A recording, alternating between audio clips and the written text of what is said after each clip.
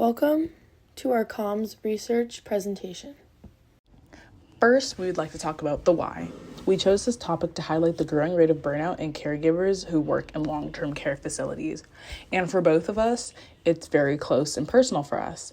My mom has been a nurse for as long as I can remember, and it is very close to my heart that she is cared about while she's caring for other people. So everyone involved gets the best care possible while minimizing the chances of burnout. For Kate, she's going into the helping field with similar long-term care as she's going to experience burnout at one point or another.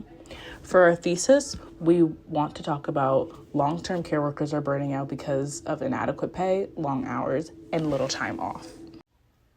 One of our key terms is what is burnout. Burnout is an individual's stress response to systemic or workplace issues. Burnout serves as an emotional, mental, or physical exhaustion caused by prolonged issues that the body has to deal with. Mainly found in workplace environments when burnout happens after long shifts, long hours, long periods of time, or just back-to-back big projects, whatever type of workplace you are working in. Amongst all the research that we did, here are our research findings about burnouts, recommendation, and evidence about what we learned. Burnout is caused by prolonged stress due to work-related issues or systemic issues. It's very common in the workplace, and about 60% of people will experience burnout at one time or another. Burnout can look like irritability, withdrawal from loved ones, getting sick more frequently, emotional and physical exhaustion, or just an overall withdrawal from work itself. A lot of vacation time in Northern America will go unused because of employer expectations or heavy workload, so they end up having no time to use that paid time off. In the evidence portion, in 2026, employee burnout has reached a critical sustained high, with approximately 83% of global workers experiencing at least one or some sort of degree of burnout. This crisis is driven by heavy workloads, with over 70% of Northern American employees reporting moderate to high stress, while nearly half of burned out U.S. workers are actively seeking new jobs, indicating a high turnover risk. So when we look at some research findings, we talk about the caregiver experience. So the caregiver's experience on burnout becomes a whole new dynamic to unfold when talking about this topic. Caregivers' jobs include already high levels of burnout due to their job is working long hours, having lots of patients, and being physically hard on the body. Caregivers' experience on top of that, they have low wages contributing to the ongoing stress levels that we talk about. 47% of caregivers said they were just making ends meet. The workforce is being pushed beyond its limits, and people are struggling to stay in the profession when they are not being compensated fairly. This makes it increasingly hard to want to show up for work when you are not being compensated fairly for the time and effort you are putting in, creating concerns of burnout rates rising now that not only due to overworking but due to low income.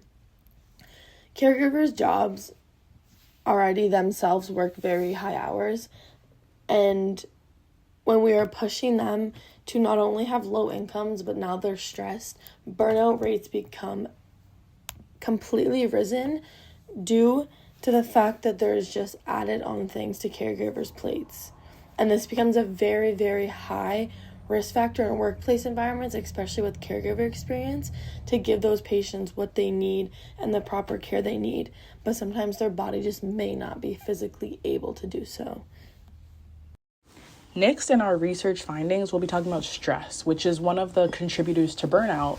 When you're working all this time and working these long hours, your body starts to give out, and some of those symptoms that happen, like getting sick more often, being irritable, show up because you're so stressed. So, stress is one of the body's natural responses to having too many changes in our lifetime. However, stress factors look different for everyone. Overworking is one of the most common. According to the American Psychological Association, 70% of people report being stressed out by work. Being overly stressed is something that affects the whole body. Work-related stress can cause heart issues such as heart disease and stroke instances. Not only that, but it is shortening lives. Chronic job stress contributes to around 120,000 deaths a year. Stress can have many different levels of response factors, with the levels all leading to different all leading the body feeling in distress. If we look at the ultimate recommendations just to help your body regroup and deal with burnout and stress and things like that, we recommend a mix of self-care and organizational-based interventions. So for self-care, it's always good to reset your nervous system and your amygdala, so your flight or fight response is always good for after your body going through a lot of stress, just to reset those boundaries. For organizational-based interventions, there's more likely to be more follow through. There will be a system set in place to make sure you are holding yourself accountable when it comes to your mental health, which is always super important in order to have good outcomes. How to implement it. So for self-care, the simplest thing you can start by is just taking breaks for yourself, getting exercise, moving around, just going for a walk in the hallway if you ever need to on break. And just when you get home, really disconnecting from your work. So keeping your work life at work and your home life at home. And then for organizational-based interventions, identify the why and the who, and always get employees comfortable with the idea of organization interventions. Let them be a part of the creation. When employees buy into the idea that a company is trying to sell, it makes the team stronger and more willing to participate. So just always have a group behind you and support behind you, helping reduce that stress and burnout levels. So, to sum it all up, burnout has become a growing mental health issue that not only affects workers and their prospective field, but then will also affect the quality of care received by patients. It's due to the situations such as low pay, inadequate time off, and being overworked. This can lead to stress and adverse effects on the body. Here are some solutions to overcoming burnout and being your best productive self in the workplace. Taking your vacation time.